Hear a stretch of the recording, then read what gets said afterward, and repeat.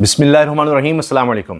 ایک طرف حکومت پاکستان بہت بڑا بلنڈر کر چکی ہے. اب جو لوگ حکومت کے ساتھ تھے وہ تجزیہ کار یا صحافی جو حکومت کی بہت تعریفیں کر رہے تھے کہ جی بڑا کمال کر دیا ہے انہوں نے, ڈپلومیسی میں بہت آگے چلے گئے ہیں, اس طرح کی باتیں, کچھ تو بالکل ہی ٹاؤٹ ہے نا, ان کی تو بات ہی چھوڑ دیجئے. لیکن وہ صحافی جو بڑی تعریفیں کر رہے تھے اب کہہ رہے ہیں تو سارا کچھ بیک فائر کر گیا ہے. خاص طور پر جو ٹرمپ کو نومینیٹ کیا ہے نوبل پیس پرائز کے لیے, امن کا نوبل انعام, سب سے بڑا انعام, اس کے لیے وہ تو الٹا کام ہو گیا ہے جس طرح ایران پر حملہ ہو گیا. اب ہمارے ہمسایہ ملک پر براہ راست ایک ملک, اس کا صدر حملہ کر رہا ہے, آرڈر دے رہا ہے, جنگ چھیڑ رہا ہے, اور ہم نے اس کو نوبل انعام کے لیے نامزد کر دیا. اب خطے میں کس طرح کشیدگی ہوگی, ابھی اس سے پہلے غزہ کا تو پتہ ہی تھا, یہ تو چلے ہم کہہ سکتے ہیں کہ جی وہ ہمیں نہیں بتایا گیا تھا, شیئر نہیں کیا گیا تھا ہم سے, ہمیں کیا پتا تھا کہ یہ ہو جائے گا, لیکن غزہ میں جو کچھ ہوا تو پتا تھا. بہرحال اب دیکھنا یہ ہے کہ اس سے حکومت کس طرح نکلے گی. بڑا مشکل ہے ان کا نکلنا, کیونکہ ان کو یہی زوم ہے جو مرضی کرتے رہیں, کوئی ان کو پوچھنے والا تو ہے نہیں کہ جی اسٹیبلشمنٹ ہمارے ساتھ کھڑی ہے اور ووٹ کی ہمیں ضرورت نہیں ہے, عوام کی ہمیں پرواہ نہیں ہے, ہمیں کیا چاہیے. اب اس سارے جنگ کے ماحول میں ایک اور خبر آ گئی ہے. وہ خبر یہ ہے کہ ڈی سی اسلام آباد جو اپنے لیول پر اپنے آپ کو پتہ نہیں کیا کیا سمجھتے ہیں کہ ہائی کورٹ کے آرڈرز کو بھی انہوں نے ہوا میں اڑایا, ایک دفعہ نہیں کئی دفعہ, توہین عدالت بھی ان پر ہوئی. وہ ڈی سی اسلام آباد عرفان نواز میمن, جس نے بار بار ایم پی او کے تحت, مینٹیننس پبلک آرڈر کے تحت لوگوں کو گرفتار کیا, چاہے وہ عورتیں ہوں, مرد ہوں, کچھ بھی ہو, تحریک انصاف کے لوگوں کو بار بار پکڑا, عدالت کہتی رہی چھوڑو, پھر بھی اس پر عمل درآمد نہیں کیا, غلط طریقے سے آرڈر چلاتا رہا, منع کیا ہوا تھا اس طرح نہیں لوگوں کو پکڑا جا سکتا, پھر بھی وہ کرتا رہا. توہین عدالت کا آرڈر ہوا اور اس کو سزا دی گئی.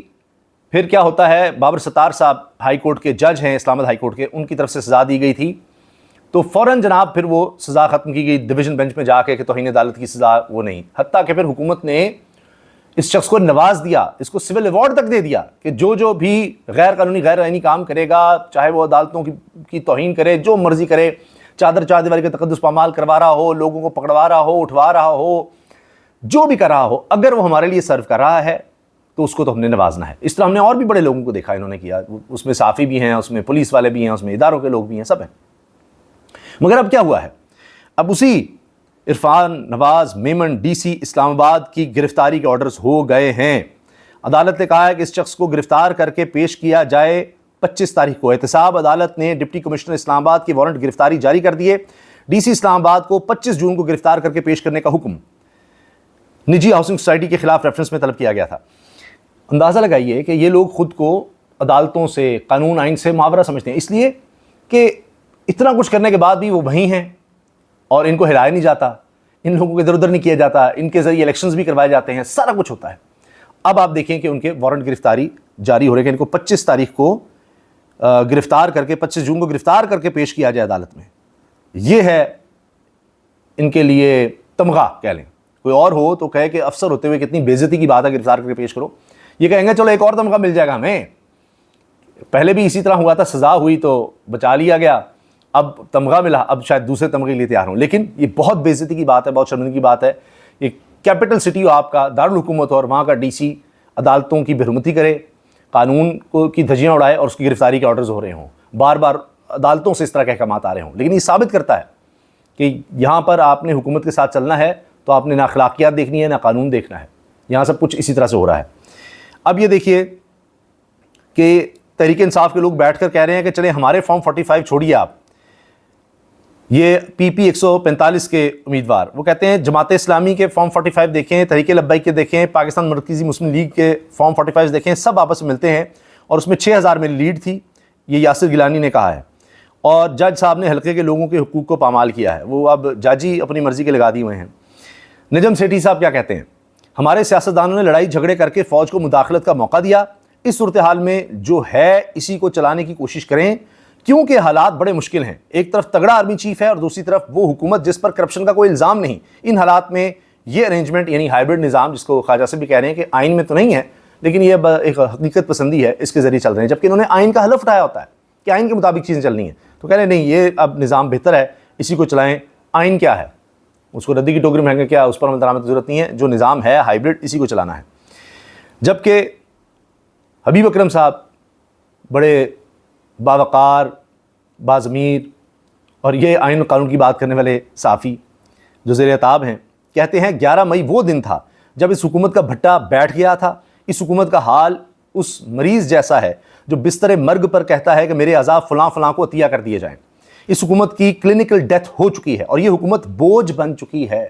حکومت جناب بوجھ بن چکی ہے۔ آپ اس بات کا اندازہ لگائیے، کون کہہ رہا ہے؟ یہ حبیب اکرم صاحب کہہ رہے ہیں۔ کتنے زبردست طریقے سے انہوں نے موجودہ حالات اور اس نظام کے بارے میں بتایا ہے۔ یہ بھی جی لطیفہ ہو گیا، کیونکہ عمران خان کا نام، اس کی تصویر نہیں چل سکتی چینلز پر۔ اب نام تھوڑے بہت لے لیتے ہیں کیونکہ مذاق بن گیا تھا۔ تصویر اور ویڈیو تو نہیں چل سکتی کیونکہ بیان نہیں چل سکتا پاکستان کے الیکٹرانک میڈیا پر، اس لیے تو یہ حال ہے کہ تنخواہیں دے نہیں رہے، حالانکہ سرکار کی طرف سے پاکستان کی تاریخ کے ریکارڈ اشتہار ان کو مل رہے ہوں گے، لیکن لوگ دیکھتے نہیں ہیں ان کو، الیکٹرانک میڈیا کا۔ اخبارات ہیں تو وہ بند ہو رہے ہیں، فل پیج کے کروڑوں کے اشتہار کے باوجود غریب آدمی کا استحصال ہو رہا ہے۔ 100 لوگ، 125 لوگ، سینکڑوں لوگ ایک دن میں فارغ کیے جا رہے ہیں۔ یہ ماڈل انہوں نے نہیں بنایا کیونکہ عوام کی بات ہی نہیں کریں گے جب یہ، اور اسی ہائبرڈ نظام کے مطابق چل رہے ہیں تو پھر یہی حال ہے۔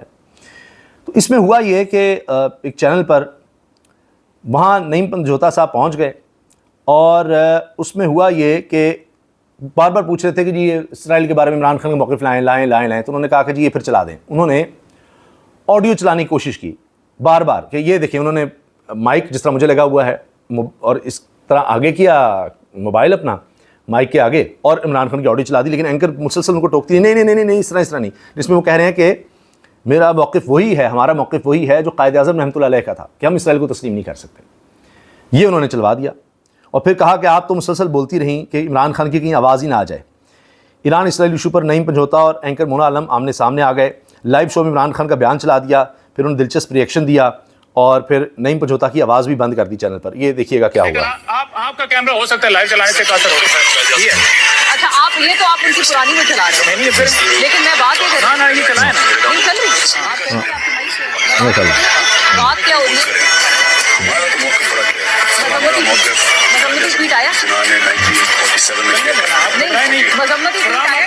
تو اب یہ بات، یعنی جو بھی ہے وہ جیل میں بیٹھا شخص جس سے ملاقات بھی انہیں دی جا رہی، وہ کیا کرا ہے، اور یہاں جو نوبل انعام آپ دے رہے ہیں یا نوبل انعام دلوانا چاہ رہے ہیں، اس کا کوئی نہیں پوچھے گا۔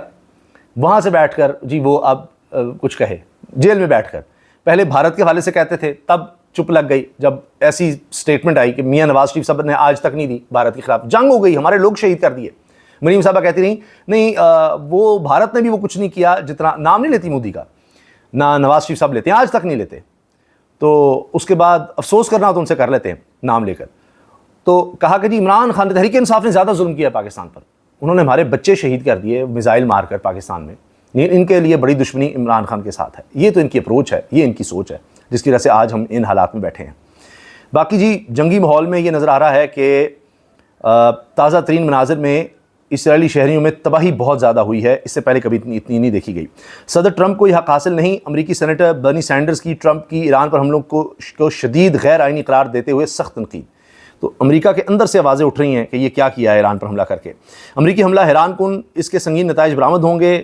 ایرانی وزیر خارجہ نے کہہ دیا ہمارا صبر ختم ہو گیا، آج رات دنیا ایران کی طاقت دیکھے گی۔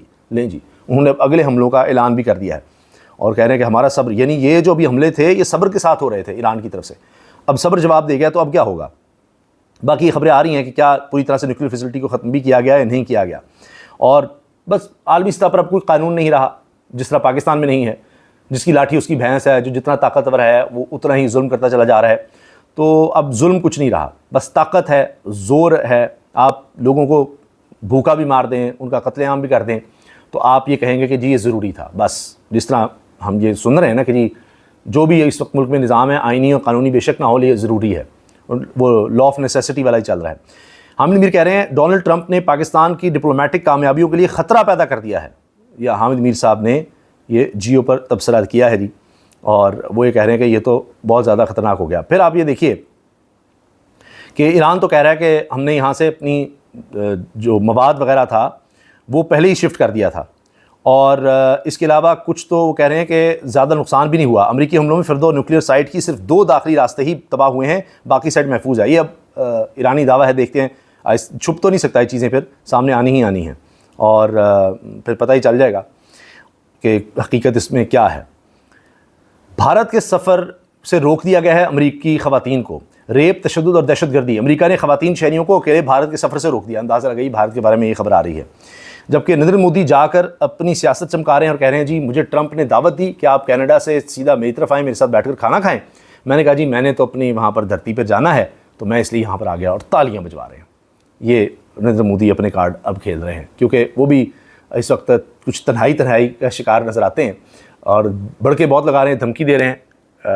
بھارت کے وزیر نے کہہ دیا، امت شاہ نے غالباً کہا ہے کہ کچھ بھی ہو جائے اب پاکستان کو پانی نہیں ہم نے دینا، سنتاس معاہدہ اب ختم ہو گیا، ہمیشہ کے لیے کچھ نہیں ہوگا، اور ہم اب نہریں اس میں سے نکال کر جو دریا پاکستان کو جاتے تھے وہ راجستھان اور دیگر علاقوں کی طرف نکالیں گے۔ اجازت دیجیے، اللہ حافظ۔